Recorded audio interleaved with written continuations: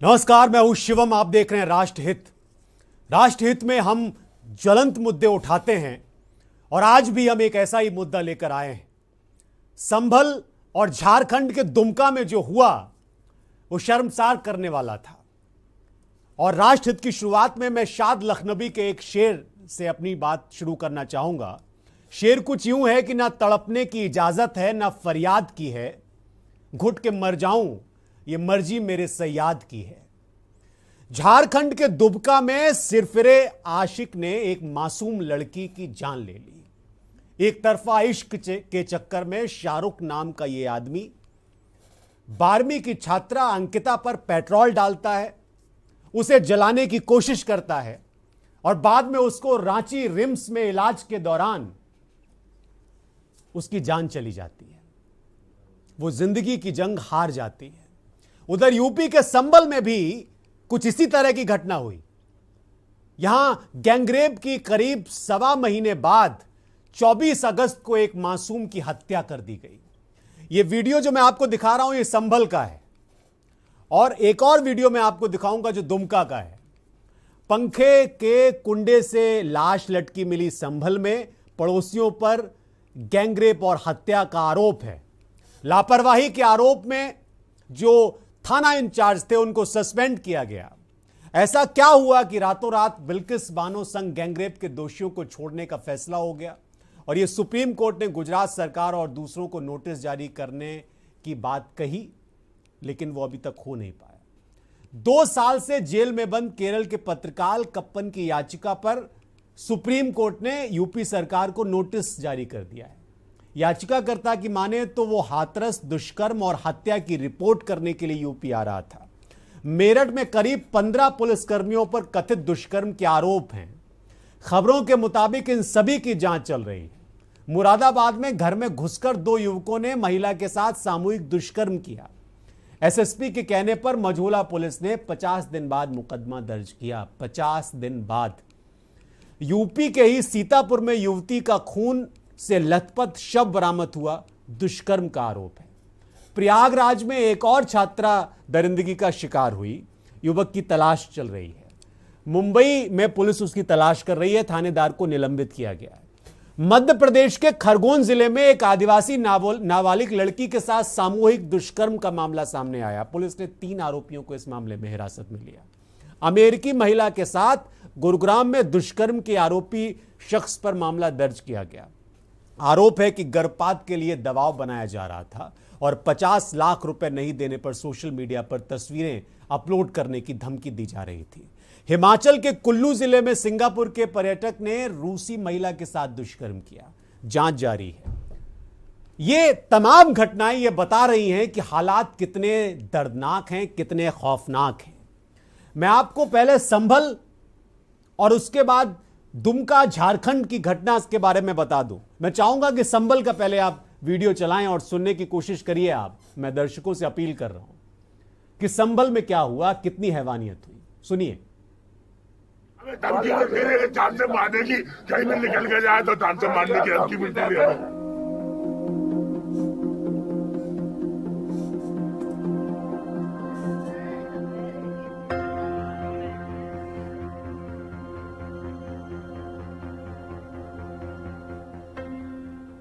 ना मिले हमें अन्याय है। हमारी लड़की की संग किसी ने सुना नहीं। थाने में हमने रिपोर्ट लगवाई तो उसमें हमें सुनाई ना करे। आज आपकी बेटी ने फांसी लगा आत्महत्या की है। हाँ, जब सुनवाई ना मिले, कोई न्याय ना मिले इसे। क्या सुनवाई नहीं हुई? क्या मामला था ऐसा? सर, हमारी लड़की की संग बलात्कार हुआ। कब हुआ था? 15 तारीख पे हमने टैरिफ लिखवाई। अच्छा, उसमें मुकदमा लिखा गया था? हाँ, मुकदमा लिखा। उसमें कुछ कार्रवाई हुई आरोपी के खिलाफ? कोई गिरफ्तार नहीं हुआ। कोई मुस्लिम गिरफ्तारी नहीं है आज तक। थाने के बाद आपने शिकायत और कहीं की अधिकारी से? किसी हाँ, अधिकारी की बहुत। कहाँ की शिकायत? देखो, बेजोई कप्तान साहब के पास गए हम। अच्छा। और देखो चंदोसी भी सीओ साहब के पास। अच्छा। और मुरादाबाद डीआईजी के पास। जी। कहीं आपकी सुनवाई नहीं हुई? कहीं नहीं हुई। ये संभल की घटना है जो आप सुन रहे थे। इसी तरह दुमका का भी मामला है। दुमका में भी शर्मसार होना पड़ेगा आपको अगर वो घटना आप सुन लेंगे। मैं चाहूंगा कि दुमका में भी अगर बाइट है, जो वीडियो है वो चलाएं आप।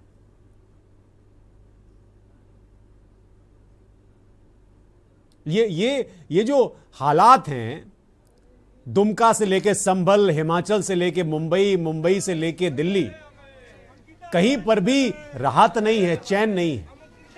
धारा 144 लगानी पड़ी है। आप देख रहे हैं दुमका की तस्वीरें हैं ये तमाम लोग उस देह को लेके गए हैं जिसके साथ हैवानियत दरिंदगी की गई, और हम इसीलिए ये मुद्दा उठा रहे हैं राष्ट्रहित में। सिर्फ भारत की बात नहीं है, ये सुन लीजिए आप इसको। कहा है कि हम लोग को भी जब आज किसी पर है, बयान आप किसी पर होगा तो बहू बेटी को तो इसी करेगा इस तरह, तो उसका मनमानी चलने जाएगा। उसका फिर क्या फायदा है उसका करने से? जब इतना माहौल गरमा गया और फिर शांत रहेगा तो फिर क्या फायदा होगा? पड़ोसी जो बता रहे थे वो मैं आपको सुनवा रहा हूं। भारत बांग्लादेश सीमा के पास भी एक ऐसी घटना हुई जहां एक युवती के साथ सामूहिक दुष्कर्म किया गया। बीएसएफ के 2 जवान इसमें गिरफ्तार किए गए। बीजेपी नेता और टिकटॉक स्टार सोनाली फोगाट की भी मौत को लेकर तमाम घटनाक्रम सामने आ रहे हैं। परिवार वालों की माने तो सोनाली फोगाट की हत्या हुई, उनके साथ रेप की भी बात की जा रही है। ये सारी की सारी खबरें बीते 24 घंटे की हैं जो मैंने आपको बताई हैं, चाहे वो दुमका की हो, हिमाचल की हो और दूसरी घटनाएं भी हो। आश्चर्य हो रहा होगा आपको, यकीनन हो रहा होगा, मुझे भी हो रहा है। लेकिन भारत में रोजाना औसतन 88 बलात्कार के मामले सामने आते हैं और ये नारी सुरक्षा पर प्रश्न चिन्ह लगाते हैं। क्या आप जानते हैं कि भारत में सालाना लगभग 1000 महिलाओं पर हाइड्रोक्लोरिक एसिड, नाइट्रिक एसिड और सल्फ्यूरिक एसिड का इस्तेमाल करके अपराधी हमले को अंजाम देते हैं? आंकड़े कहते हैं कि 2018 में पूरे देश में 33,356 महिलाओं के साथ रेप किया गया। 19 में 32,032 महिलाओं के साथ, 2020 में 28,046 बलात्कार हुए। ये आंकड़े सभी राज्यों और केंद्र शासित प्रदेशों के हैं, यानी 3 साल में देश भर में 93,434 रेप के मामले हुए हैं। गृह राज्य मंत्री नित्यानंद राय ने लिखित जवाब में संसद में यह ब्यौरा दिया है बजट सत्र के दौरान। बेटी के सम्मान में मैदान में उतरने वाले लोग आखिर कहां चले गए? किस खो में छुपे हुए हैं? किस गुफा में चले गए ये लोग? राष्ट्रीय महिला आयोग की जो रिपोर्ट है, 2021 में महिलाओं के खिलाफ अपराध की करीब 31,000 शिकायतें मिली महिला आयोग को। यह आंकड़ा 2014 के बाद सबसे ज्यादा था। इनमें से आधे से ज्यादा मामले उत्तर प्रदेश के हैं और महिलाओं के खिलाफ अपराध की शिकायतों में 2020 की तुलना में 21 में 30% का इजाफा दर्ज किया गया। 2020 में कुल 23,722 शिकायतें महिला आयोग को मिली थी। राष्ट्रीय महिला आयोग की ओर से जारी आधिकारिक आंकड़े बताते हैं कि 30,864 शिकायतों में से अधिकतम 11,013 शिकायतें जो हैं सम्मान के साथ जीने के अधिकार से संबंधित हैं। घरेलू हिंसा से संबंधित 6,633 और दहेज उत्पीड़न से संबंधित 4,589 शिकायतें। सबसे ज्यादा आबादी वाले उत्तर प्रदेश में महिलाओं के खिलाफ अपराधों की सबसे ज्यादा शिकायतें हैं। इसके बाद दिल्ली, महाराष्ट्र, हरियाणा, बिहार और दूसरे स्टेट आते हैं। जुलाई से सितंबर 2021 तक हर महीने 3,100 से ज्यादा शिकायतें मिली। आखिरी बार 3,000 से ज्यादा शिकायतें 2018 में मिली थी, जब भारत में मीटू कैंपेन शुरू हुआ, मीटू मूवमेंट शुरू हुआ। आपको याद होगा उस समय यह मीटू कैंपेन अपने चरम पे था। एक मंत्री को अपनी कुर्सी देनी पड़ी थी इस मामले में। आयोग के आंकड़े कहते हैं कि महिलाओं के शीलभंग या छेड़खानी के अपराध से संबंधित 1,819 शिकायतें मिली। बलात्कार और बलात्कार की कोशिश की 1,600 के आसपास शिकायतें मिली। पुलिस की उदासीनता की 1,500 से ज्यादा शिकायतें हैं और साइबर अपराधों की 858 के आसपास। दिल्ली के निर्भया कांड के बाद देश में महिलाओं की सुरक्षा को लेकर राष्ट्रीय स्तर पर काफी बहस हुई। इस मामले में निर्भया फंड बना, कानून बना, लेकिन प्रभावशाली ढंग से लागू न किए जाने के चलते इसका कोई फायदा नहीं है। इस वजह से देश में जितनी तेजी से बच्चियों और महिलाओं के खिलाफ अपराध बढ़ रहे हैं, उन्हें देखते हुए तो ऐसा लगता है कि जैसे देश में इनके खिलाफ अपराधों की बाढ़ आ गई है, सुनामी आ गई है। इस बात की तस्दीक हर दिन होने वाली वारदातें करती हैं। दिल्ली हाईकोर्ट के जस्टिस चंद्रधारी सिंह ने बलात्कार के एक मामले में अपराधियों की सजा बहाल रखते हुए बीते 15 फरवरी को एक गंभीर टिप्पणी की थी। वो गंभीर टिप्पणी मैं आपको बताना चाहता हूं। कोर्ट, बलात्कार एक महिला के पवित्र शरीर और समाज की आत्मा के विरुद्ध सर्वाधिक क्रूर और जघन्य अपराधों में से एक है। यह न केवल पीड़िता की गरिमा बल्कि बड़े पैमाने पर समाज के विरुद्ध भी किया जाता है। इसलिए ऐसे अपराधियों को राहत देना कानून के शासन की अवधारणा के विरुद्ध होगा। यह टिप्पणी है उनकी। राष्ट्रीय अपराध रिकॉर्ड ब्यूरो के आंकड़े कहते हैं कि यूपी की अदालतों में 2019 में महिलाओं के खिलाफ अपराधों के 8,059 मामलों को उसमें दोषी ठहराया गया, जबकि यह एक राज्य में भारत में दोषी ठहराए गए मामलों की सबसे ज्यादा संख्या है। महिलाओं के खिलाफ अपराधों में इसकी सजा दर -55.2%, देश में 5वें नंबर पर। एनसीआरबी की रिपोर्ट से पता चलता है कि इसके ऊपर के 4 राज्य केंद्र शासित प्रदेशों में पुडुचेरी, मिजोरम, मणिपुर और मेघालय में यूपी की तुलना में बहुत कम अदालती सजा और छोटे आधार हैं। बच्चियों और महिलाओं के खिलाफ अपराधों की जो घटनाएं हमने आपको बताई, जहां देश में महिलाओं की सुरक्षा पर प्रश्न चिन्ह लगाती हैं, वहीं समाज में फैली संवेदनहीनता और अश्लीलता के दुष्परिणामों की ओर भी एक इशारा करती हैं। इंटरनेट और सोशल मीडिया पर अश्लील सामग्री के प्रदर्शन पर रोक लगाने के लिए प्रभावी कदम उठाने की जरूरत है, और ये नहीं हो पाया तो ये सब होता रहेगा। और हम राष्ट्रहित में ये मांग कर रहे हैं कि दुमका में जो कुछ भी हुआ, झारखंड के दुमका में, उस पर पुलिस संज्ञान ले और गंभीर से गंभीर कार्रवाई करे। संभल में भी इसी की उम्मीद की जा सकती है। हमारे साथ एक खास पैनल है जिससे हम बात करने की कोशिश करेंगे, समझने की कोशिश करेंगे कि लगातार ये सब क्या हो रहा है। कहां चले गए वो लोग जो बातें करते थे कि महिलाओं की सुरक्षा के लिए हम आगे खड़े रहेंगे और महिलाओं को किसी भी कीमत पर असुरक्षा का भाव नहीं होने देंगे, जो ये दावा करते हैं कि रात के 12 बजे भी महिलाएं निकल सकती हैं। लेकिन यहां खुलेआम एक लड़की के चेहरे पर तेजाब फेंक दिया जाता है, खुलेआम एक लड़की को मार दिया जाता है, अपहरण कर लिया जाता है। ये किस देश में रह रहे हैं? तालिबान में रह रहे हैं। हमारे साथ खास मेहमानों का पैनल है। हमारे साथ शत्रुपा पांडे हैं, सामाजिक कार्यकर्ता। हमारे साथ सिकंदर शर्मा हैं जो हमारे सहयोगी हैं, दुमका से जुड़ेंगे। रईस अलवी हमारे साथ संभल से हैं। हमारे साथ आसिम मार्शल मानवाधिकार कार्यकर्ता हैं। सुमन गुप्ता हैं, महिला पत्रकार हैं। आप सभी का बहुत स्वागत राष्ट्रहित में। पहले तो मैं दुमका में अपने सहयोगी से मैं बात करना चाहूंगा। क्या स्थिति है सिकंदर? अभी वहां पर सुनने में आया 144 लगा दी गई।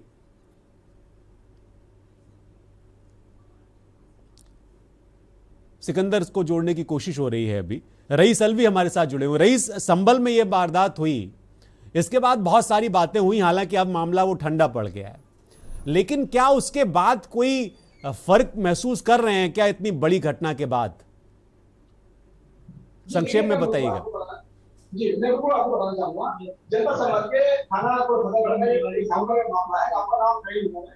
उस मामले को लेकर लगातार जो पीड़ित थी, नाबालिग पीड़ित, वो लगातार अधिकारियों के यहाँ गुहार लगा रही थी कि मेरा बलात्कार हो गया है, मेरी रिपोर्ट दर्ज की जाए, लेकिन उसकी रिपोर्ट दर्ज नहीं की गई। 4 दिन तक लगातार वो भटकती रही, अपने न्याय के लिए गुहार लगाती रही।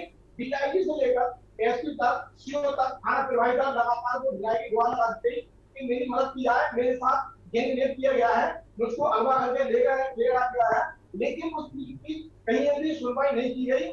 और आखिरकार उसने आत्महत्या करने और अपने मौत को गले लगा लिया। लेकिन परिजनों का साफ तौर पर कहना यह है कि मेरी बेटी ने आत्महत्या नहीं की है, बल्कि उन आरोपियों ने मेरी बेटी को मारा है जो बलात्कार के आरोपी थे, जो बलात्कार से बचना चाहते थे, पुलिस उनको बचाना चाहती थी, जिसमें पुलिस ने 4 लोगों के खिलाफ रिपोर्ट दर्ज की आनंद में, और 4 लोगों के खिलाफ रिपोर्ट दर्ज करने के बाद उन 4 आरोपियों को पुलिस ने गिरफ्तार कर लिया और जेल भेज दिया। सबसे बड़ा सवाल तो ये होता है कि पुलिस ने 40 दिन तक उस पीड़ित की न्याय की नहीं गुहार लगा दी, उस पीड़ित को नहीं सुना, उस पीड़ित के न्याय को नहीं सुना, लेकिन 40 दिन बीत जाने के बाद भी उसको न्याय नहीं मिला और आखिर में अपनी मौत को गले लगा दिया। उसके बाद पुलिस प्रशासन क्यों जागा और क्या उसकी मौत का इंतजार कर रही थी पुलिस? जो आनंद फानंद में पुलिस ने 40 दिन पुलिस ने जो आरोपी को गिरफ्तार नहीं कर सकी, उस 4 दिन के अंदर पुलिस ने उन आरोपियों को गिरफ्तार करके जेल भेज दिया। और उसको जो पीड़ित लड़की थी जिसकी मौत हो चुकी थी उसने अपनी मौत को गले लगा दिया। सबसे बड़ा बिल्कुल सवाल ये है कि आखिर बिल्कुल सही, बिल्कुल रईस, रईस समझ गए रईस। शत्रुपा पांडे जी, आप इन घटनाओं को देख रही हैं और मैंने जब बुलेटिन प्रोग्राम शुरू किया उसमें मैंने बताया 24 घंटे की घटनाएं मैंने बताई और कम से कम मुझे 2 से 3 मिनट बताने में लगा। हर स्टेट की हालत है। दुमका में आप देख रही हैं सुबह से लेके तमाम वहां से जो घटनाक्रम बदल रहा है, उस लड़की की मौत हो गई। संभल में भी कमोवेश वही परिस्थितियां थीं। दुमका की घटना पर खूब हो हल्ला हो रहा है, संभल की घटना पर उतना हो हल्ला नहीं हुआ, कुछ लोगों ने कवर किया। मैं ये समझना चाह रहा हूं कि ये जो लगातार निर्भया के मामले के बाद से मैं देख रहा हूं कि इस तरह की घटनाएं जिसमें बर्बरता भी शामिल है। बर्बरता का मतलब तेजाब डाल दिया जा रहा है, अपहरण करने के बाद 40-40 दिन तक एक्शन ले लिया जा रहा, पुलिस उतनी संवेदनशीलता से काम नहीं कर रही, जब मामला तूल पकड़ लेता है तब पुलिस उसमें आती है। ये सब क्या हो रहा है? ये कहां चले गए ये लोग जो झंडा बुलंद कर रहे थे नारी सशक्तिकरण और नारी सुरक्षा का?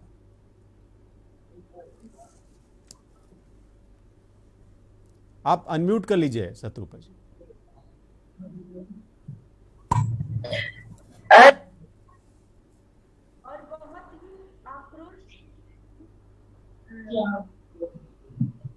अभी भी आपकी आवाज नहीं आ रही शत्रुपा जी।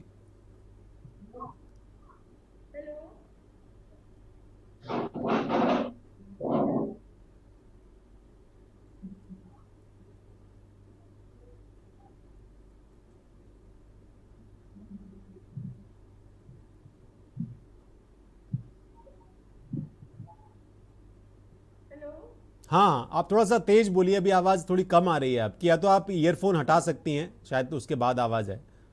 ईयरफोन हटा के भी आप बात कर सकते हैं। हेलो। हाँ, आपकी आवाज आ रही है लेकिन ईयरफोन हटा लीजिए तो मेरे ख्याल से ज्यादा आवाज आएगी। हेलो। हाँ, बोलिए। देखिए, बहुत अफसोस और शर्मनाक स्थितियों में हम इस वक्त, इतना अफसोस कि इस समाज में अब बेटियां जन्म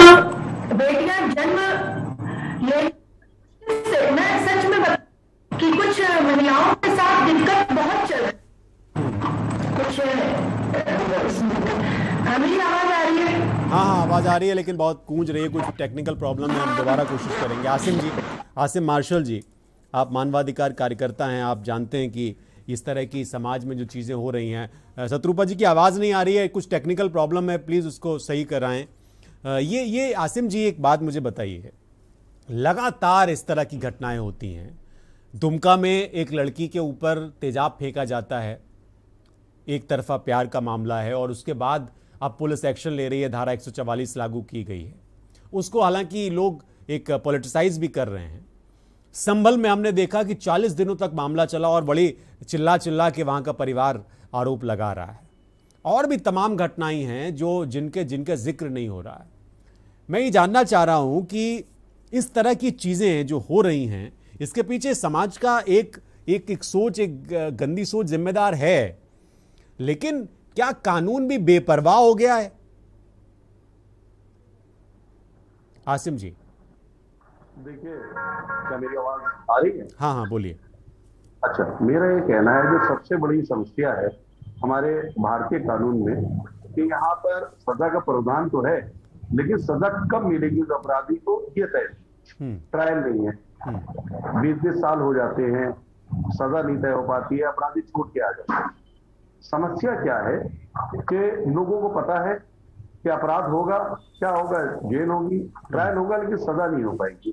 सजा लेट होना, ट्रायल लेट होना कहीं ना कहीं इन घटनाओं को बढ़ाता है। उसके अलावा जो दूसरी बड़ी बात है, देखिए आज हम जिस समाज में जी रहे हैं, हमारा हिंदुस्तान है, भारतीय है, और भारतीय में चाहे किसी धर्म का व्यक्ति हो, संस्कृति है। लेकिन आज जो पाश्चात्य संस्कृति मोबाइल के माध्यम से परोसी जा रही है और जिसपे किसी भी तरीके का अंकुश नहीं है, ये लोगों की मनो स्थिति पे बड़ा अजीब स्थिति पैदा कर रही है।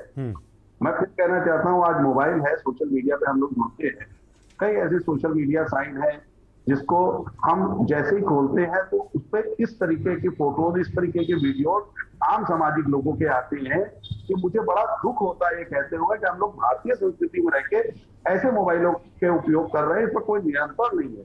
यहाँ एक और 60, 80 चाइनीज ऐप बैन कर दिए गए हैं, लेकिन अश्लीलता खुल के फोन पे परोसी जा रही।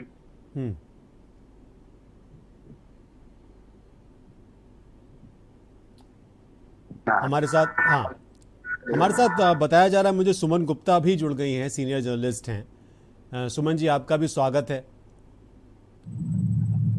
सुमन जी, स्वागत है आपका इस कार्यक्रम में। जी शत्रुपा जी, अगर अब आपकी आवाज आ रही हो तो वही सवाल जो मैंने पहले आपसे पूछा था कि ये जो घटनाएं हो रही हैं, इसके लिए क्या अभी भी हम ये रोना रोएं कि भाई हमारे पास पर्याप्त कानून है, हमारे पास फास्ट ट्रैक कोर्ट नहीं है, हमारे पास ये नहीं है, हमारे पास वो नहीं है, यही रोना रोते रहे हम? बिल्कुल, आपकी चिंता मैं एक स्त्री होने के नाते आपको आभार भी व्यक्त करती हूँ कि जिस तरह लगातार महिलाओं और बेटियों पर किसी एक प्रदेश का नहीं, पूरे समाज का रोना है। और मैं बहुत ही दुख और अफसोस के साथ आज इस मंच पर बैठी हूँ। मुझे दुख भी है और क्रोध भी आता है कि हम इस समाज में जी रहे हैं जहाँ एक बेटी जन्म पाती, बड़ी मुश्किल से जन्म मिलता है बेटियों को। ये बात भी हमारे समाज की बहुत बड़ी दुर्दशा है। लेकिन बेटी जन्म लेती है, उसे शिक्षा देने की कोशिश में माता पिता जैसे शुरू हो रहे हैं, वो थोड़ी सी बड़ी होती है। और ये तो खैर कुछ बच्चियां बड़ी थी, इतनी ज्यादा इतनी प्रबल है कि वो 1 साल से लेकर 80 वर्ष के बच्चा भी अपमान का शिकार हो रही है। लगातार आपने बहुत 34 पूरा रखा, आपने पूरा रोंगटे खड़े हो रहे थे। तो जो आप कह रहे हैं कि इतनी सारे कानून बने, इतने सारे, बिल्कुल अभी आपने निर्भया का निर्भया का कितना वो केस हुआ था, जिससे न केवल भारत संपूर्ण विश्व बर्बाद हुआ था। हम सबने लंबी लड़ाई लड़के बहुत बड़ा कानून भी पा लिया था, एक बहुत बड़ा फंड उसके लिए निर्भया फंड जारी हुआ। और आज भी बहुत दुख की स्थिति है उस निर्भया फंड का कहाँ यूज हो रहा है, ये आज तक हम सब जान नहीं पाए। उसका इम्प्लीमेंटेशन नहीं हुआ। कानून है हमारे पास, बहुत बड़े बड़े कानून है, वो लंबी लड़ाई लड़के कानून पाए गए हैं। निर्भया के केस के बाद एक जो आंदोलन बनता था, एक जो उभार आया था, उससे न केवल दूसरी समूह संस्थाएं और सामाजिक आंदोलन हुए थे। हम बेटी को नहीं बचा पाए थे, लेकिन जो अभी आपने कहा कि शत्रुपा जी एक ब्रेक के लिए हमें रुकना होगा। आपकी आवाज अभी भी ठीक नहीं आ रही है, हम कोशिश करेंगे कि आवाज ठीक आए ब्रेक के बाद। एक छोटे से ब्रेक के लिए रुक रहे हैं। सवाल बहुत गहरा है, गंभीर है, और सवाल इसलिए भी ये गंभीर हो जाता है क्योंकि इस सवाल के जवाब में हमारे व्यवस्था के पास, सरकारों के पास, कानून के पास कोई पुख्ता उत्तर नहीं है।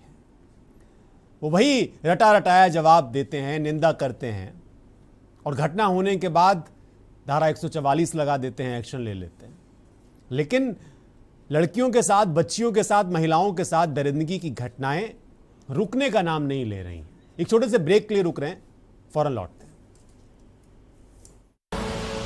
आप देख रहे हैं के न्यूज, खबरों का सारथी। देखें कौन नया खिलाड़ी आया है, समझा देते हैं, प्यार से समझाएंगे। ये तो अपनी जुबान है। जुबान एक हो तो दिल भी एक होने चाहिए। विमल, बोलो जुबान केसरी।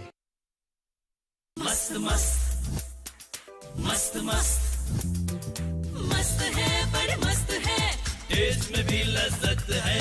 बावर्ची की सोया बड़ी बड़ी मस्त है। बावर्ची न्यूट्री सोया बड़ी, इसमें है हाई प्रोटीन जो खाने को बनाए एक हेल्थी डाइट, और टेस्ट में बड़ी मस्त है। Servocon Energy Efficient Transformers, India's fastest growing transformer manufacturer and exporter, up to 50 MVA. Servocon, रखे सब कंट्रोल में। कोर्ट कचहरी के ना लगे चक्कर, सबसे अधिक यही है बेहतर। लेकिन बढ़ ही जाए पाला तो कहां जाए, क्या करें? घबराए नहीं, अब हर मुश्किल होगी आसान। के न्यूज इंडिया पर वकील आपका देगा समाधान। कीजिए कॉल, पूछिए अपने सवाल।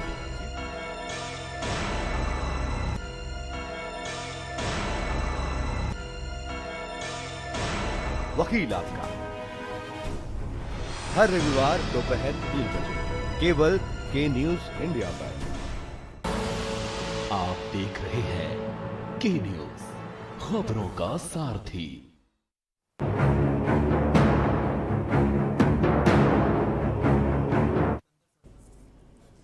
हम ब्रेक से लौट आए हैं। बात महिला सुरक्षा की बात, महिलाओं की बात इसलिए क्योंकि राष्ट्र हित में ज़रूरी है कि हमारी बहन बेटियां सुरक्षित रहें। हमारे साथ एक खास मेहमानों का पैनल है, उनसे हम बात कर रहे हैं। हमारे सहयोगी जो झारखंड से हैं, दुमका से सिकंदर शर्मा, वो भी जुड़ गए हैं। तो सबसे पहले मैं उनसे कुछ ले लेता हूं अपडेट। सिकंदर, अभी का क्या अपडेट है और ये पूरा घटनाक्रम है क्या?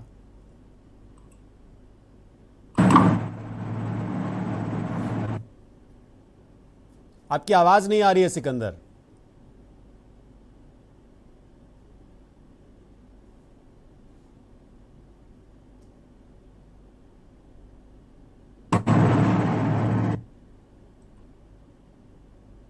ये टेक्निकल एरर है, इसको जरा दुरुस्त करा के दोबारा से इनके साथ जुड़िए। सुमन जी, अगर आप सुन पा रही हो, सुमन गुप्ता जी, आप भी ऑडिबल नहीं है, आप जरा अपना ऑडियो जी। सुमन जी, मेरा सवाल आपके, आप एक बतौर पत्रकार, एक महिला पत्रकार होने के नाते आप उस बात को समझ सकती हैं जिसकी वजह से मुझे ये कार्यक्रम करना पड़ा। ये जो परिस्थिति बनी है हमारे समाज में, हमारे देश में महिलाओं की सुरक्षा को लेकर, हम पिछले करीब 1-1.5 दशक से और खासकर जो दिल्ली की घटना हुई उसके बाद से महिलाओं की सुरक्षा को लेकर अपनी संवेदनशीलता का प्रदर्शन करते हैं, ढोंग करते हैं। लेकिन हकीकत क्या है ये हम भी जान रहे हैं या आप भी जान रहे हैं। और जब दुमका, संभल, हिमाचल की घटना या गोवा में जिस तरह से मामला हुआ, इस तरह की जब घटनाएं होती हैं तो इसके बहुत पहलू होते हैं अपने अपने। लेकिन एक प्रश्न खड़ा होता है कि कहीं पर पुलिस ने 40 दिन बाद एक्शन लिया, कहीं पे पुलिस ने सुनी नहीं, कहीं में जब लड़की मर गई उसके बाद पुलिस ने सुनी, या फिर और दूसरे जो उसके पहलू हैं। इस पूरे घटनाक्रम को आप किस तरह से देखती हैं और क्या वाकई में व्यवस्था ढोंग ही कर रही है? इस तरीके की घटनाओं में प्रायः ये देखा जाता है कि पुलिस जो सबसे पहले जिसका रोल आता है कि वो मामले को दर्ज करे और कार्रवाई करे। तो ऐसे मामलों में पुलिस का रवैया आमतौर पे हीला हवाली वाला होता है, जब तक एक कोई दूसरी पॉलिटिकल पार्टी ऐसे मामलों को नहीं उठाती है। और जो सत्तारूढ़ पार्टियां होती हैं वो सोचती हैं कि ये उनकी छवि का सवाल है, तो वो उसको दबाने की कोशिश करती हैं। और यही कारण है कि थानों में प्रॉपर वे में उनकी FIR नहीं दर्ज होती है। बहुत सारे मामलों में तो ऐसा होता है कि जिन बच्चियों के साथ होता है ये घटनाएं होती हैं, उन बच्चियों के साथ इतना उत्पीड़न होता है थाने के अंदर, इन सब चीजों के बावजूद कि CCTV कैमरा लगाया जाएगा, उनसे अकेले में बात की जाएगी, और इसके बावजूद थानों के अंदर जो उनके साथ व्यवहार होता है उसमें कोई ऐसा नहीं होता है कि वो लड़की ये सोच सके कि उसके साथ कोई घटना घटी है तो वो जा करके उसको न्याय मिलेगा। और जो कार्रवाई इतनी देर से होती है उसमें खासकर किस तरीके के लोग शामिल हैं।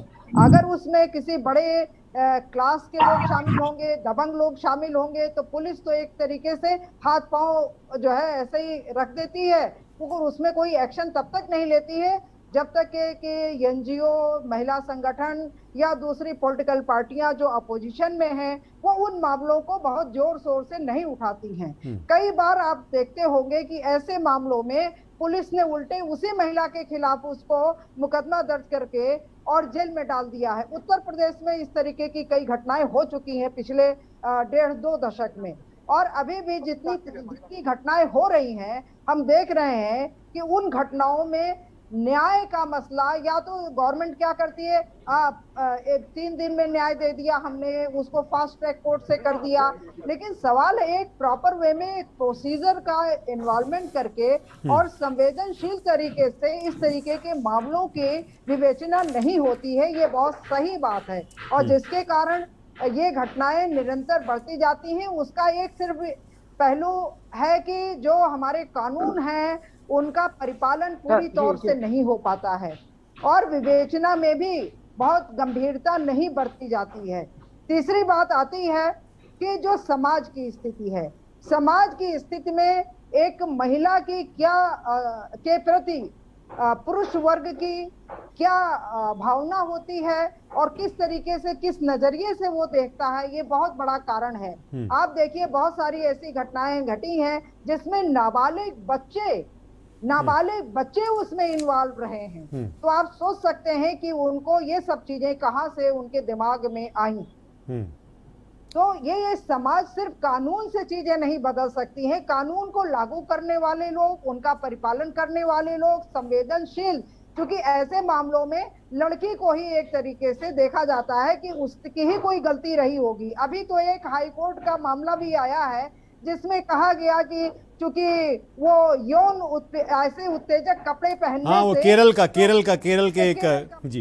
केरल के कोर्ट ने कहा है कि कपड़े अगर अपने आप में इतने वो हैं तो आप कैसे, मतलब क्या नजरिया है, तो आदमी किस फोरम पे सिकंदर जाए और जी सुमन जी, सिकंदर हमारे सहयोगी दुमका में इस वक्त मौजूद हैं और वो दिखा रहे हैं कि वहां पर किस तरह से पुलिस पहुंची है। सिकंदर, आप सुन पा रहे हैं, आपकी आवाज आ रही है, आप बताइए कि क्या अभी वहां पर एग्जैक्टली क्या हो रहा है। अगर संभव है तो उसको बड़ी विंडो में कर लीजिए सिकंदर शर्मा को। सिकंदर,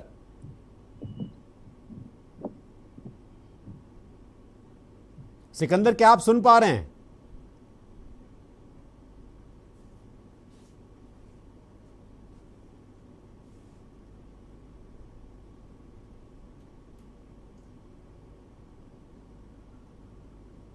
ये जो तस्वीरें आप देख रहे हैं ये उस जगह की तस्वीरें हैं जहां पर दुमका में ये पूरी घटना हुई है।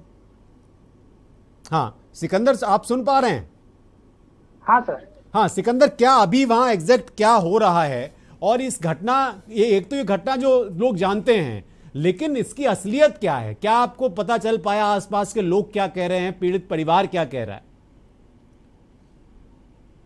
ये देखिए अभी हमारे तो डीसी साहब भी पहुंचे हुए हैं और कुछ जानकारी दी, और हमारे जो झारखंड सरकार ने 10 लाख की मुआवजा भी। अच्छा, 10 लाख रुपए का मुआवजा दिया है। 9 लाख रुपए का अभी भी है, 1 लाख रुपए पहले भी दे चुके थे इलाज की जरूरत। अच्छा। और अभी हमारे पीड़ित परिवार की क्या मांग है? पीड़ित परिवार की क्या मांग है? क्योंकि मैंने वो तस्वीरें देखी जिसमें उस लड़के को ले जाया जा रहा है, पकड़ के पुलिस ले जा रही है। लगता नहीं है कि उस लड़के को कोई प्रायश्चित है, कोई पश्चाताप है। कुछ नहीं सर, ऐसे ही है सर। देखिए अभी हमारे रविशंकर शुक्ला डीसी साहब यहाँ आए हुए हैं और हमारे पुलिस फोर्स के सारे जवान भी तैनात हैं इनके आवास में, और मैं भी इस वक्त अभी आपके साथ मौजूद है। हाँ, आप दिखाते रहिए ये जो पूरा घटनाक्रम है, क्या हो रहा है, आप दिखाते रहिए। हम कोशिश करेंगे आपसे बीच बीच में बात करने की। शत्रुपा जी अगर हैं हमारे साथ, उनको स्क्रीन पे ले आइए। हाँ शत्रुपा जी, अब सवाल मेरा है, चूंकि ये लाइव तस्वीरें मैं दिखा पा रहा हूँ, हमारे सहयोगी वहीं मौजूद हैं और बहुत आज हंगामा और उथल पुथल की स्थिति है। 10 लाख रुपए का मुआवजा सरकार ने दिया है, 1 लाख रुपए इलाज के लिए भी दिए थे, लेकिन वो लड़की नहीं बची। ये घटनाएं तो ठीक हैं, और इस घटना के बाद ये पूरी जो चीजें होती हैं, ये भी मान लीजिए ठीक है, उनका कर्तव्य है, होना चाहिए। लेकिन असल जिम्मेदारी, जैसे कि बहुत विस्तार से सुमन जी ने बताया, असल जिम्मेदार किसे मानती हैं आप इन घटनाओं के लिए? लोकतंत्र में हर व्यक्ति को स्वतंत्रता और सम्मान से जीने का अधिकार है, लेकिन ये विसंगति है। क्या मेरी आवाज साफ आ रही है? हाँ, बोलिए। ये विसंगति है। आप अगर कहें कि जिम्मेदार किसको मानेंगे, तो मैं सबसे बड़ी जिम्मेदारी कानून व्यवस्था को दूंगी। कानून का इकबाल इतना बुलंद क्यों नहीं है कि किसी भी जो दुर्भावना है, किसी के प्रति कोई दुर्भावना रखता है, मैं दुर्भावना कहूंगी। ये जो आप देख रहे हैं झारखंड में, ये क्या है, एक तरफा क्या, आप किसी के ऊपर आपकी बुरी दृष्टि, आपकी बुरी नजर हो जाती है और किसी को आप उस पर कब्जा करना चाहते हैं, आप उस पर इजहार करते हैं। आप मेरी सीखिया है कि बेटी मना नहीं कर सकती, 12वीं क्लास की लड़की है, वो पढ़ना चाहती है, वो पढ़ने जाना चाहती है। ऐसे अगर शब्दों के किसी भी स्त्री के प्रति, ये किसी भी जाति के, किसी भी वर्ग के, किसी भी उम्र के हो सकते हैं, शोभनीय प्रवृत्ति, इस शोभनीय प्रवृत्ति, देखिए हर इंसान में दोनों वृत्तियां होती है, पार्श्विक भी होती है, सात्विक भी होती है, सिचुएशन देखते ही प्रबल होते हैं। तो ये कानून व्यवस्था का इकबाल क्यों ये बुलंद है, उसकी पार्श्विक वृत्ति कैसे प्रबल हो जाती है, उसके अंदर का वो एक जो तत्व है जो कहता है अगर मैंने ये दुस्साहस किया तो मैं सलाखों के पीछे डाल दिया जाऊंगा। ये क्यों नहीं है, तो जो आपने मुझसे सवाल किया कि इसमें जिम्मेदार किसको मानते हैं, इसमें पुलिस को जिम्मेदार मानते हैं। दूसरी बात आप देखिए, दुस्साहस देखिए कि उस लड़की को उसके घर के अंदर खिड़की के माध्यम से ज्वलनशील पदार्थ फेंक दिया जाता है, माचिस फेंक दी जाती है। वो बच्ची, चिकित्सा की भी कमी हमारे लोगों का तमाशा है। हम सब समाज में हैं, हम नारी सशक्तिकरण की बात करते हैं, हम बेटी बचाओ बेटी पढ़ाओ के बड़े बड़े नारे देते हैं, लेकिन ऐसी घटनाएं हमारे मुंह पर बड़ा जोरदार तमाशा मारती है। मैं खुद शर्मसार हूँ कि हम लोग इतने वर्षों से जो तरह तरह की बहस में आते हैं, हमारी आवाज कोई इतनी कारगर नहीं हो पाई। मैं खुद शर्मिंदा हूँ। ये देखिए, दूसरी संबंध की घटना देखिए कि हाथरस जैसी पुनरावृत्ति हो गई। आप एक बच्ची को जिसके साथ अपमान हुआ, उसके लिए रिपोर्ट लिखने में आपको लग जाते हैं बहुत दिन, 41 दिन परिवार वाले टहलते हैं, आपके हाथ से फरार रहते हैं आरोपित आपको तब मिलते हैं जब वो बेटी आत्महत्या कर लेती। मैं आत्महत्या इसको नहीं कहूंगी, ये पुलिस द्वारा प्रायोजित हत्या है। इसका पुलिस पर 302 पुलिस को लगना चाहिए और इसको बचाने की जो ये कोशिश हो रही है, ये कामयाब नहीं हो सकती। ये जो विवेचना अधिकारी को हटा दिया गया, ये सब खाना पूरी करना पुलिस प्रशासन बंद करे और जो ये एसओ को बचाने की जो एक भरसक कोशिश हो रही है, ये कोशिश कामयाब नहीं होगी। यहाँ से हम, वहां से आप इस बात को उठाएंगे, लेकिन दुख इस बात का है कि एक बेटी आंगन से चली गई, वो बेटी हम नहीं ला सकते। हम कब तक कहेंगे कि इसके लिए जस्टिस, इसके लिए जस्टिस? अरे बेटियों को वो जिंदगी क्यों नहीं दे पा रहे हैं? ये घटनाएं क्यों हो रही? अगर घटनाएं हो रही है तो तत्काल गिरफ्तारी क्यों नहीं हो रही? ये पुलिस, देखिए संभल के मामले में पुलिस पूरी तरह हत्यारी पुलिस साबित हुई है। मैं इस मंच के माध्यम से, के न्यूज के माध्यम से अपने माननीय मुख्यमंत्री जी से अपील करती हूँ कि वो सख्त रवैया अपनाकर इन सारे पुलिस कर्मियों को जिन्होंने बिना हवाले की, जिन्होंने दबाव बनाया, ये बहुत होता है। मैं ग्राउंड जीरो पर काम करती हूँ, ये बहुत होता है। पहले तो बेटियां थाने तक पहुंच नहीं पाती, अब बेटियां जागरूक हुई है, महिलाएं जागरूक हुई है, वो अपनी बात करने थाने जाना चाहते हैं। थाने पर उनको दुनिया भर की बातें बता के डराया जाता है। सिर्फ किसी से भ्रष्ट पुलिस, किसी के या तो दबाव में या धन के दबाव में, किसी भी दबाव में वो दबाव बनाती है कि आप समझौता कर लीजिए, आप एप्लीकेशन अपनी वापस ले लीजिए, आप केस वापस ले लीजिए। इस तरह की दबाव आप सोच कर देखिए, जिस आंगन में एक बेटी के साथ बहुत क्रूर यौनिक अपराध हो गया हो, उस आंगन में प्रतिदिन पुलिस और जो खाकी वर्दी है, आपको मैं क्या बताऊं, खाकी वर्दी प्रतिदिन पीड़िता के घर पहुंचती है, पीड़िता के ये घर कुछ हाँ, झारखंड में शायद कुछ कह रहे हैं, वहाँ के जो पुलिस अधिकारी हैं वो कुछ कह रहे हैं। अगर उनका ऑडियो आ रहा है तो प्लीज उसको सुनाइए।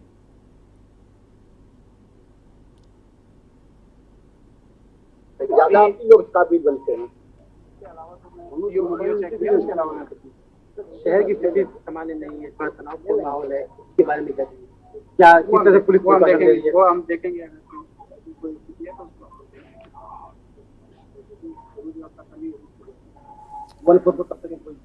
ऑडियो ठीक नहीं आ रहा है, सुमन जी, ये पुलिस अब पहुंची है, आप देख भी रही हैं, लाइव तस्वीरें हैं ये दुमका की, और वहां पर अब ये पुलिस कह रही है कि भाई हम इस पूरे मामले में गंभीरता से देखेंगे, दोषी होगा उस पर एक्शन लिया जाएगा, क्यों घटना हुई और आगे इस तरह की घटनाएं ना हो इसके लिए हम बात करेंगे। लेकिन एक आपको याद होगा कि एक निर्भया फंड बनाया गया था और उस वक्त एक एंटी रोमियो स्कॉट भी उसके बाद बना। उसके बाद कहा गया कि अगर आप घूरते भी हैं किसी को तो वो भी अपराध की श्रेणी में आता है। ये भी एक महिलाओं को ताकत दी गई, लड़कियों को ताकत दी गई। उसके बाद एक और चीज़ नोटिस की मैंने कि अलग अलग जगह पर कुछ समूह भी ऐसे एक्टिव हो गए जिन्होंने महिला सुरक्षा का बीड़ा उठाया और ये कहा गया कि भाई महिलाएं अब 12 बजे भी रात में निकलेंगी तो वो अपने आप को सेफ फील करती हैं, सिक्योर फील करती हैं। लेकिन पिछले 24 घंटे में जो अलग अलग स्टेट्स में घटनाएं हुई हैं महिलाओं के खिलाफ, वो कुछ विदेशी महिलाओं के साथ भी हुई जो यहाँ पर पर्यटन के लिए आई थी। गोवा की घटना आप देख ही रही होंगी, उसमें भी रेप का एक एंगल आया है निकल कर सामने। ये इतनी जब बातें हो रही हैं, इतना सब कुछ हो रहा है और एक एक करके जब तक वो मामला गर्म रहता है, हाथरस कांड के बाद भी जब तक मामला गर्म रहता है हमें बहुत सकारात्मक दिखाई देता है कि हाँ ठीक है अब शायद आगे से इस तरह की चीज़ें ना हो। लेकिन एक वक्त के बाद फिर ऐसा लगता है कि सब कुछ ठंडे बस्ते में चला गया, उस ओर कोई ध्यान नहीं देता। अभी जैसे मैं पढ़ रहा था तो मुझे एक ये भी समझ आया कि जो इंटरनेट बहुत तेज़ी से बढ़ रहा है और जो ये तमाम तरह की सामग्री पहुंच रही है हमारे लोगों तक, समाज तक, ये भी इसके लिए एक बड़ा फैक्टर है। और अगर अब आपको महिला सुरक्षा के मोर्चे पर काम करना है तो उसके लिए आपको सिर्फ ये नहीं है कि आपने कानून बना दिया, आपको कानून को भी बहुत अलग तरीके से देखना पड़ेगा और आपको ये भी सोचना पड़ेगा कि समाज में महिलाओं को फिर इस तरह से भी न देखा जाए कि वो फिर उनको हर चीज़ के लिए वही दोषी ठहरा दी जाए। आप इसको किस तरह से देख रही हैं, क्योंकि ये एक समाधान की बात भी होनी चाहिए। भाई ये घटनाएं हो रही हैं, एक्शन पुलिस क्या ले रही है, कैसे ले रही है, मुआवजा दे दिया गया नहीं दिया गया, ये तो हम हर घटना के बाद देखते हैं, हर घटना के बाद देखते हैं। मुआवजा इन सब चीजों का, ये तो चूंकि कानूनी प्रावधानों के तहत मुआवजा दिया जाना वो अलग बात है, लेकिन मुआवजा देने से ना तो वो बेटियां वापस आ सकती हैं, ना उनके साथ न्याय हो सकता है। और इस आधार पे कि मुआवजा दे दिया तो इसका मतलब उनके साथ न्याय हो गया, मैं इस राय की नहीं हूँ। जहां तक सवाल इस बात का है कि महिलाओं के साथ ये घटनाएं घटती रहेंगी या इनमें कमी आएगी, एक बहुत बड़ा कारण है कि महिलाएं किसी भी सरकार की प्रायोरिटी नहीं है और प्रायोरिटी सिर्फ वोट लेने तक की उनकी प्रायोरिटी और नारेबाजी नारों में है। उनका सिर्फ नारों तक सीमित है कि वोट लेना है तो हम तो बड़े नारी शक्ति के बहुत बड़े मसीहा हैं, ये तो हो सकता है। लेकिन अगर जमीनी हकीकत देखी जाए तो जमीनी हकीकत इससे परे होती है, क्योंकि जो गवर्नमेंट की मशीनरी होती है वो गवर्नमेंट की मशीनरी महिला सुरक्षा की प्राथमिकता में कितना काम कर रही है, इसको भी तो देखना पड़ेगा हमें। आखिर कैसे कोई आदमी इतना दुस्साहस कर लेता है कि हम कोई बात कर लेंगे और हमारे खिलाफ कोई कार्रवाई नहीं होगी, और अगर होगी तो चूंकि महिला को ही हम इतना जो पीड़िता है उसी को हम इस हद तक उसको जला देंगे या उसको आत्महत्या करने के लिए मजबूर कर देंगे या उसको हम इतना बदनाम कर देंगे कि वो फिर आगे अपनी जीवन समझे कि यहीं पे उसका जीवन खत्म हो गया है। तो सवाल ये है कि सबसे बड़ी बात यह है कि जो कानून, भले ही कानून जिसे कहते हैं कि कानून कड़े हो गए हैं, कानून बहुत बन गए हैं, लेकिन कानून का इम्प्लीमेंट करने वाली जो मशीनरी है उसको लेकर के किसी भी दुस्साहस करने वाले व्यक्ति का या इस तरीके की घटनाओं को करने वाले व्यक्ति के ऊपर कोई असर कहीं से दिखाई नहीं पड़ रहा है। और यही कारण है कि बड़ी बड़ी घटनाएं घट रही हैं और जब जो सरकारें होती हैं वो चाहती है कि उनका नाम जो है ना आए, उनके कानून व्यवस्था पे सवाल ना उठे, इसलिए वो चाहती है कि किसी तरीके से इस घटना को रफा दफा कर दे। तो ये जो रफा दफा करने की जो तरीके होते हैं, यही कारण है कि आपने हाथरस कांड देखा होगा उत्तर प्रदेश का। उसमें जब देखा तो उसमें एक बहुत बड़े पुलिस अधिकारी ने कह दिया कि नहीं इसमें तो रेप नहीं हुआ है। फिर उसके बाद में ये कहानी बनाई जाने लगी कि वो तो लड़की खुद ही उस लड़के के संपर्क में थी। तो सवाल ये है कि इस तरीके की कहानियां पुलिस के द्वारा क्यों गढ़ी जाती हैं? मामले को रफा दफा करने के लिए गढ़ी जाती हैं। तो यहाँ पे कहाँ महिला सुरक्षा की प्राथमिकता दिखाई पड़ती है, कहाँ पे महिलाओं के प्रति संवेदनशीलता कहाँ दिखाई पड़ती है। तो सवाल है कि ऊपर से जैसा निर्णय होता है कि हमारे चीजों को हमारी ये आरोप प्राय लगते हैं कि FIR नहीं लिखी जाती है, तो भाई जो हीनियस क्राइम है उनकी घटनाएं जो है कम से कम रिपोर्ट हो, जिससे हमारा जो है इकबाल बुलंद दिखे। तो सवाल जो मशीनरी है वो मशीनरी जब अपना पूरा काम नहीं कर रही है तो लोगों का जो है इस तरीके की घटनाओं को करने का तो साहस बढ़ ही जाता है। बिल्कुल। तो चाहे सड़क पर चल रहे हो, चाहे कार्यस्थल पर हो, या कहीं आप जा रहे हो, अपने घर में है फिर भी आप नहीं सुरक्षित है। घर में भी सुरक्षित नहीं। घरेलू हिंसा के मामले भी बहुत ज्यादा बढ़ रहे हैं। घरेलू हिंसा ही नहीं, अगर आप इसके आप मनोवैज्ञानिक सर्वे और जो है इस तरीके की घटनाओं के सर्वे देखेंगे तो उसमें 50% से ज्यादा केसेस जो है घर के अंदर भी होते हैं। बिल्कुल सही। जिनको ज्यादातर मामलों में लोग बाहर शर्म और अपने पारिवारिक दबाव के कारण नहीं आ पाते हैं बाहर, ये एक हकीकत है। तो इसमें कानून, समाज और गवर्नमेंट की मशीनरी, तीनों चीजें जो है इन्वॉल्व हैं। और जब तक के हम कड़ाई से और वाकई संवेदनशीलता के साथ और महिला सुरक्षा की बात को हम नारों में कहते हैं वो वास्तव में जमीनी हकीकत में नहीं उतार पाएंगे। इसमें कोई बहुत कुछ ऐसा नहीं होने वाला है कि एक केस है, फिर कल दूसरा केस आएगा, पहले 10 केस हुए, फिर आगे केस आएंगे, और हर बार पुलिस का यही रवैया रहेगा और यही भाषण रहेगा। बिल्कुल सही कह रही हैं आप। हमारे साथ एक दर्शक जुड़े हैं लखनऊ से, राम नरेश, अगर वो जुड़े हुए हैं। राम नरेश जी, आपका स्वागत है इस कार्यक्रम में के न्यूज़ पर। राम नरेश जी हैं वो? अभी उनका फोन कट गया है, काफी देर से वो लाइन पे थे। उससे पहले मेरठ से एक हमारे दर्शक उमेश जैन जी जुड़े हुए थे, तो हमारे दर्शक भी जुड़ते रहते हैं, उनके भी सवाल होते हैं। शत्रुपा जी, ये सारी चीज़ें फिर एक बार फिर से जुड़ गए हैं शायद। सिकंदर, अभी आप जो वीडियो दिखा रहे थे, अभी पुलिस अधिकारी ने कुछ कहा है, क्या कहा है उन्होंने? हम ठीक से सुन नहीं पाए इस पूरे मामले में।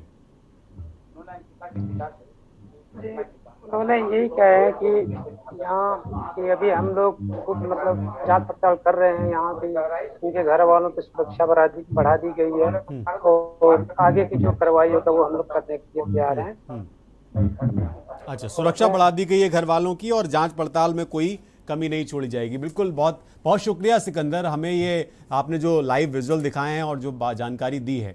शत्रुपा जी, एक फैक्टर ये भी है जो दुमका की घटना है, इसमें जो लड़का है वो लड़की को काफ़ी दिनों से चेज कर रहा था, जिसका नाम शाहरुख बताया जा रहा है, और लड़की काफ़ी इससे डरी सहमी हुई थी। उसने 1-2 बार शिकायत भी की, उस पर बहुत गंभीरता से लोगों ने विचार किया नहीं, उसके घर वालों ने भी उतना नहीं उस पर गौर किया, और उसके बाद उसने उसके ऊपर तेजाब से हमला कर दिया। अब चूंकि इस मामले में एक और धर्म का भी फैक्टर काम कर रहा है, तो वहाँ पर बहुत सारे संगठन एक्टिव हो गए हैं दुमका में, और इसकी वजह से 144 वहाँ लगानी पड़ी है। मैं आपसे ये समझना चाह रहा था कि ये जो एक एंगल है इसमें, क्या इसके बाद जो मूल विषय है उससे हमारा ध्यान डाइवर्ट होने लगता है और हम दूसरी दिशा में इसके बारे में सोचने लगते हैं? एक तो मेरा प्रश्न ये है, और दूसरा मेरा प्रश्न ये है कि जो एसिड अटैक के मामले में अभी पढ़ रहा था, तो हर घंटे में जितने मामले सामने आते हैं अलग अलग जगह पर, जो अलग अलग केमिकल्स लड़कियों के चेहरे पर फेंक दिए जाते हैं, वो सिहरन पैदा करते हैं। आप उसको अगर पढ़ें तो ऐसा लगता है कि वाकई में क्या हो रहा है। जब हम ये 1 घंटे का कार्यक्रम करके ख़त्म करेंगे, तब तक कम से कम 100 लड़कियां इस तरह की शिकार हो चुकी होंगी देश में।